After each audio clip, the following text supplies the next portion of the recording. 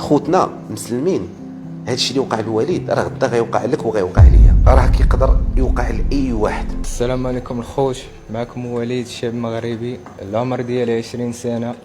كنت كنمارس رياضه كمال الاجسام لمده 4 سنوات، وكنت كنطمح نوصل شي حاجه كبيره في هذه الرياضه، وكنت كنتقاتل كل نهار. كنت صبرت بزاف، كان عندي طموح باش نوصل لهذه الرياضه، ولكن قدر الله ما شاء فعل. في النهايه ديال سنه 2024 جاني واحد المرض اللي هو التهاب الكلى المناعي، اللي قلب لي حياتي اللي قلب لي الحياه ديالي، خلاني نبعد على هذه الرياضه هذه، خلاني نبعد عليها. وغنبدا بديت واحد المسيره طويله مع العلاج والمعاناه. وكنسمع بزاف ديال الناس كيقولوا ان السبب ديالي هو استعمال الهرمونات والمنشطات، ولكن انا عمرني ما استعملت شي حاجه غير قانونيه ولا غضر صحتي باش نوصل لشي حاجه زعما. انا فقط استعملت الكرياتين واحد المده وجيزه، ومعروف ان الكرياتين قانوني وما عنده حتى علاقه مباشره بالمرض ديالي. وانا اليوم جاي كنتمنى من الجمعيات ومن الناس اللي في الخارج اللي عندهم القدره باش يعاونوني نمشي نتعالج، نلقى الفرصه باش نتعالج تما على برا. كنتمنى من المحسن من الجمعيات.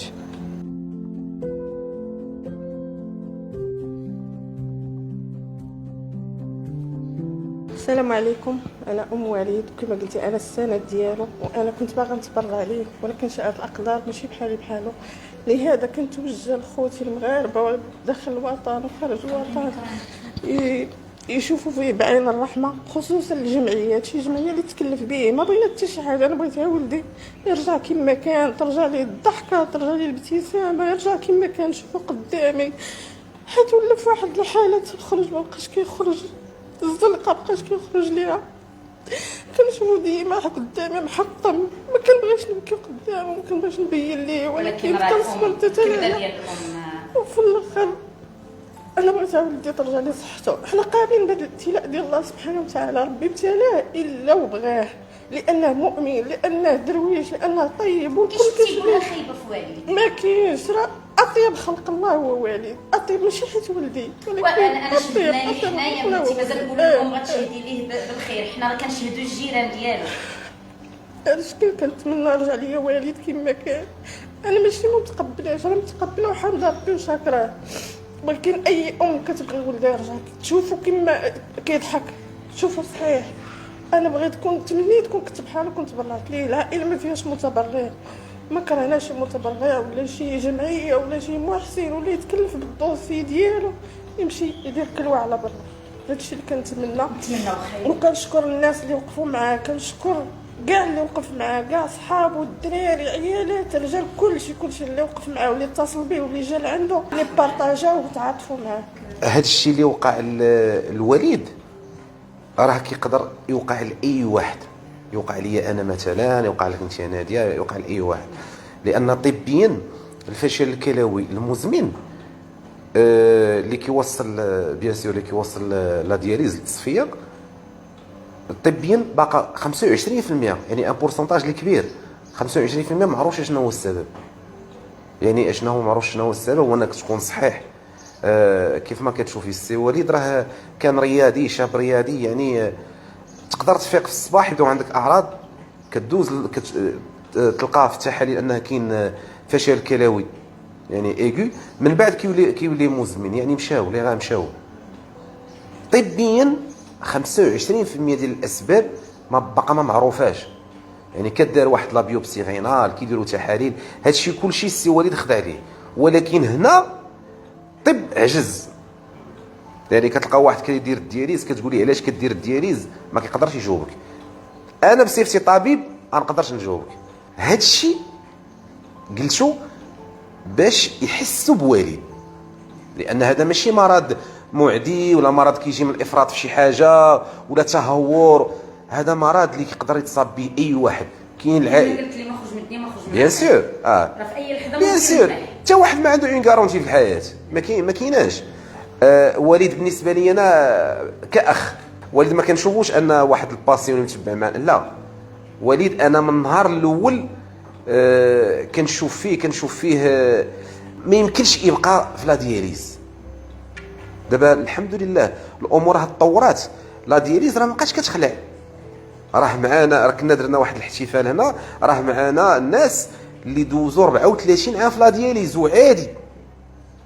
طورات الامور، ولات لا دياليز انديفيديال، واحد يقدر يديرها في الشومبر بوحدو، يعني تطورات الامور. ولكن العائق اللي كاينين جوج حوايج في لا دياليز. كاين النفسيه، علاش هذيك القضيه ديال 3 ايام في الاسبوع بالنسبه للشاب صعيبه شي شويه. 3 الحصص اللي كيدير 3 الحصات، كل حصه عنده 4 ساعات، وعاده راه كيدي دياليز، راه كيدي يعني من بعد الحصه خاصو واحد الراحه، راه الام غتكون راه عارفه هذا الشيء، ما يمكنش من ورا الدياليز غادي يمشي يدير شي حاجه. الحل ديال الوليد هو الزراعه. ملي كنقولوا الزراعه عندنا في المغرب الحمد لله كاينه الزراعه في المغرب. انا طبيب كيلي، اختصاصي كيلي، وعضو في الزراعه ديال الكيلي بالمستشفى الجامعي بن رشد الدار البيضاء. هنا في هذه المصحه استافدوا من الزراعه 2 ديال الاشخاص في الدار البيضاء، 2 عقبال الوالدين ان شاء الله. ان شاء الله. رجعت الحياه ديالهم عاديه. كانت واحد الاخت اللي كانت كدير الدياليز اكثر من 6 ديال السنين، وكان واحد الاستاذ اللي دارته هو الدياليز اكثر من 5 سنين. جاه نداء في الليل، نداء في الليل مع الوحده ديال الليل. ودابا بالنسبه للوالده دكتور، شنو نقولوا دابا كاينين معنا ناس يقدر يقول لك انا باغي نتبرع مثلا، شنو الشروط اللي خصها تكون متوفره؟ اي حاجه ماديه انا كنواعدك، توسكي، تحاليل، اجراءات، مصاريف العمليه، انا واعوذ بالله من قولت انا غادي نتكلف بها. الله اكبر. يعني هنا علاش؟ نشوفوا عاود الدكتور الانسان. خاصني انا متبرع سواء في المغرب ولا خاصني شي جمعيه اللي تكون خارج الوطن اللي يقدروا يساعدوا وليد انه يمشي، حيت في اوروبا المجال ديال التبرع باقي سهل، ماشي بحال المغرب. المغرب باقي كيدخلوا الناس الفكره ديال الدين، لا حرام، ما كاينش شي حاجه اللي غتعاون بها خوك المسلم وغتقولها، مستحيل. غير كاين بعض المفتيين اللي ما فاهمينش الدين وكيغلطوا الناس. المغاربه حنا مغاربه الحمد لله، شي اون فوا كنعرفوا الحاجه فين غتمشي ولا اش غدار كنا كنعاونوا، ما يمكنش نبخلوا. علاش انا من هذا المنبر كناش الناس وكنوصل ليهم الميساج، راه التبرع كاين 2 انواع ديال التبرع اختي. كاين التبرع من يعني كتمشي كنديروا ان دوسي وكنشوفوا واش كاين هذوك الجينات واش متقاربين ولا مطابقين، هذه الحاله الاولى. وكاين الحاله الثانيه هو التبرع كاديفيريك. اش كتعني؟ واحد قبل ما كيموت ولا في الحادثه ديال السير العائله ديالو كتقول لك انا باغي نتبرع، هذا السيد غادي يتبرع. الا وقعت الله يستر الممات ولا وقعت الحادثه كياخذوا من الاعضاء ديالو، كيشوفوا الجينات اللي قريب كيتصلوا. يعني كاينه حلول، غير خاصنا نعاونوا بعضياتنا، خاصنا نوصلوا الميساج، خاصنا نتعاونوا. تبارك الله هذه القناه عندك اختي ناديه، راه مغاربه العالم راني كنشوفها، راه الناس ديال الجاليه راه فيهم الخير تا هما، راه فيهم الخير. يعني الا قدروا يساعدوا والد، ربما من جمعيه كاينه برا اللي تقدر تعاونوا، تصيفط لي اون انفيتاسيون في هذا المجال الطبي، راه مزيان. بالنسبه للمغرب قلت دكتور بان العمليه كتدار في موريس بيا، في المستشفيات الجامعيه في المستشفيات الجامعيه. انت كطبيب مشرف على العلاج ديالو متعاطف يعني مع والد، كتقول بان مستعد تكلف بالمصاريف ديال التحاليل هنا في المغرب. خارج ارض الوطن شنو تقدر دير دكتور؟ هنا في المغرب اي حاجه عندها علاقه بالماده انا نتكلف والمصلحه تتكلف. معاك دكتور. خارج الوطن يعني اون فوا اتصل بينا شي جمعيه يقول لك او دير كاينه جمعيه، يعني تو سكي ادمينستراتيف باش انه يتسجل تماك، باش يتقاد الدوسي تماك، باش يوصل الدوسي تماك، انا اختي ناديه نهزو ونوصلوا ليهم حتى تماك، واخا يكونوا في اي بلد انا مستعد. غير الناس اللي بغيت نوصل انا الناس اللي كتفرج في هذا اللايف، اخوتنا مسلمين هذا الشيء اللي وقع للوليد راه غدا غيوقع لك وغيوقع ليا. راه الواحد ملي كيدير الخير راه ربي كيلاقيه بالخير وربي كيعطيه الخير وربي كيعوضه. يعني نتعاطفوا مع والد، حنا ماشي يعني لا والد لا الاسره ديالو ولا حنا المصح، حنا ما كنطلبوش شي حاجه، ما كنطلبوا لا ماده لا حنا ما كنطلبوش شي حاجه ماديه ولا، حنا كنطلبوا وكناجدوا ان الناس تعاون مع السي وليد.